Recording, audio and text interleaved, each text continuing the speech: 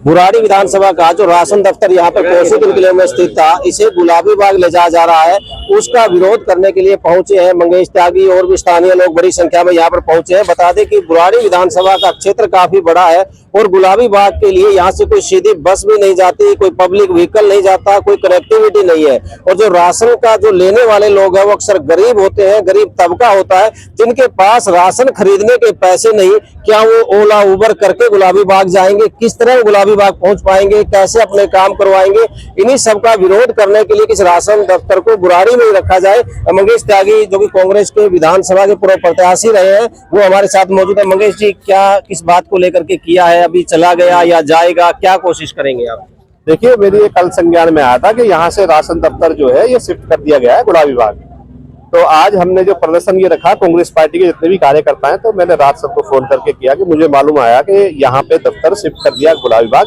तो यहाँ बुराड़ी की जो जनता है वो परेशान है। अब ये जो महिलाएं हैं, आप ये लगाइए कि सुबह वो उसको काम भी रहता है, बच्चे तैयार करने, खाना बनाना है, सब साफ सफाई है, उसको क्या करके दोपहर को अगर इतना टाइम लगता है तो ये उस खाली टाइम में आकर के यहाँ जो भी अपने कार्य होते हैं घर के या कागजी की जो कार्रवाई है उसको पूरा करने के लिए निकलते हैं। लेकिन इस दफ्तर को गुलाबी बाग शिफ्ट कर दिया गया। तो आप ये देखिए कि गुलाबी बाग आने में और जाने में, पहली बात तो जा ही नहीं पाएंगे शाम तक, क्योंकि आप देख रहे हैं रोड की हालत, जाम इतना लगा हुआ है, रोड सारे खुदे हुए हैं।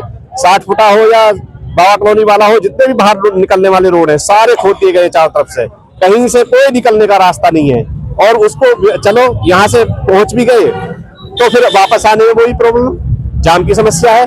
तो मेरा सिर्फ यही कहना है, जो यहाँ के प्रतिनिधि हैं, एमएलए हैं, एमपी हैं, जो काउंसलर हैं, जितने भी यहाँ के सरकार उनकी है, सेंटर में बीजेपी की सरकार है, प्रांत में जो है बीजेपी की सरकार है, अगर ये लोग चाहें तो क्या नहीं हो सकता। मैं तो यही आपके माध्यम से अपील करना चाहूंगा, बुराड़ी की जनता को और परेशान ना किया जाए। जो यहाँ राशन दफ्तर पहले था वहीं वापस यहाँ खोला जाए, ताकि जिनकी समस्या बुराड़ी विधानसभा के लोगों की समस्या है उसका निवारण यही बुराड़ी विधानसभा में किया जाए। सर, जनप्रतिनिधियों ने कोई कोशिश की इस बारे में? यहाँ सांसद आए हो, विधायक आए हो, किसी ने कोशिश की? मैं सबसे पहले हमारे जो पूर्व प्रत्याशी रहे मंगेश भाई का बहुत बहुत धन्यवाद देते हैं कि कल ये मामला आया, आज इन्होंने संज्ञान में लिया। छोटे छोटे जितने भी मुद्दे हैं इन्होंने बहुत संजीदगी से इसमें मुद्दा को उठाते हैं, इसमें इनका मैं धन्यवाद करता हूं। अभी तक वैसे कोई कुछ कहीं कोई पता नहीं है। एक अकेला जो है सो कांग्रेस ही है जो मजबूती के साथ लड़ रहा है। इस लड़ाई को तब तक लड़ेगा जब तक यहाँ के दफ्तर को वापस वो जो नोटिस है उसको, जो ये फरमान है टूटने की, वो वापस नहीं हो जाए, तब तक कांग्रेसी मजबूती के साथ लड़ेगा। और ये जो राशन का दफ्तर है वो यही रहेगा, यहाँ से कहीं नहीं जाएगा। इस संकल्प के साथ आज ये धरना का शुरुआत है। आगे आने वाले समय में यदि इन लोगों ने इस पे कोई उचित कार्रवाई नहीं किया तो ये हम लोग बहुत बड़ा प्रदर्शन करने वाले हैं और इसको किसी भी कीमत पे जाने देंगे। नरेंद्र जी, आपको लगता है कि राशन लेने वाले गरीब लोग कैसे गुलाबी बाग तक पहुंच पाएंगे?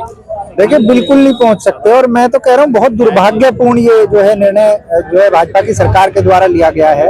और मैं बहुत ही अचंभित हूँ कि जो आम आदमी पार्टी लोगों की आवाज उठाने के लिए बनी थी, आज वहाँ ये हालात हो गए हैं कि पिछले ही वर्ष विधायक 1,20,000 वोट लेकर जीते हैं और आज एक वर्ष बाद ही उनकी अध्यक्षता में वो राशन दफ्तर की विजिलेंस कमेटी के अध्यक्ष है संजीव झा जी, और उनकी अध्यक्षता में राशन दफ्तर शिफ्ट हो रहा है। मतलब बहुत अचंभा करने वाली बात है मेरे लिए तो कि कितना, और वो कुछ नहीं कह रहे हैं, ना वो कुछ चिट्ठी लिख रहे हैं, ना विरोध कर रहे हैं। इसका मतलब साफ है, उन्होंने प्रमाण दे दिया कि भाजपा के सांसद मनोज तिवारी और संजीव झा दोनों एक हैं, जो हम बहुत पहले से कहते हुए आ रहे हैं। और जन समस्याओं को लगातार बढ़ाया जा रहा है।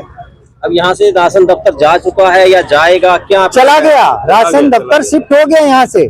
यहाँ तो ये तो हमें कल संज्ञान में आया, यहाँ पे नोटिस चिपका हुआ है बाहर और ताला लगा दिया गया है। तो हमने आज यहाँ कांग्रेस पार्टी की तरफ से यहाँ प्रदर्शन किया और जो है लोगों, यहाँ इतने सारे लोग राशन की समस्या लेके 400-500 लोग भाई साहब रोज आते हैं यहाँ पे, जो राशन की समस्या को लेकर आते हैं। यहीं पे अगर किसी राशन दुकानदार ने किसी को कम राशन दिया या कोई समस्या आई तो भाग के यहाँ आ जाता था, बगल में राशन दफ्तर था। अब गुलाबी बाग जाएगा, इसका मतलब कोई शिकायत ही नहीं कर पाएगा। अब सरकार लोगों को शिकायत करने से ही रोक रही है।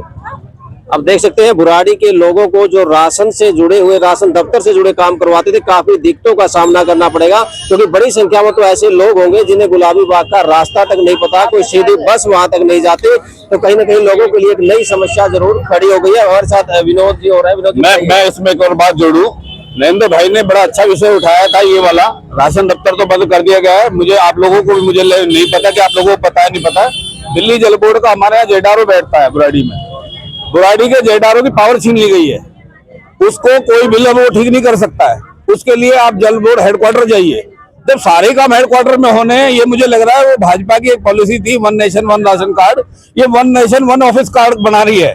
ये दफ्तरों में धक्का खवाएगी लोगों को, जो लोग यहाँ से जाएंगे वहां पे काम होगा नहीं, भीड़ इतनी रहेगी तो आधे लोग राशन कार्ड बनवाएंगे ही नहीं। आप देख सकते हैं बुराड़ी की जो जनसंख्या वो लगातार बढ़ रही है। बुराड़ी की जनसंख्या की बात करें तो 150 के आसपास तो कॉलोनियां है। इतनी बड़ी जनसंख्या होने के बाद यहाँ सुविधाएं बढ़ाने की बजाय यहाँ के दफ्तर को शहरी इलाके में ले जाया गया है, उसे लेकर के कहीं न कहीं लोगों को परेशानी का सामना जरूर करना पड़ेगा।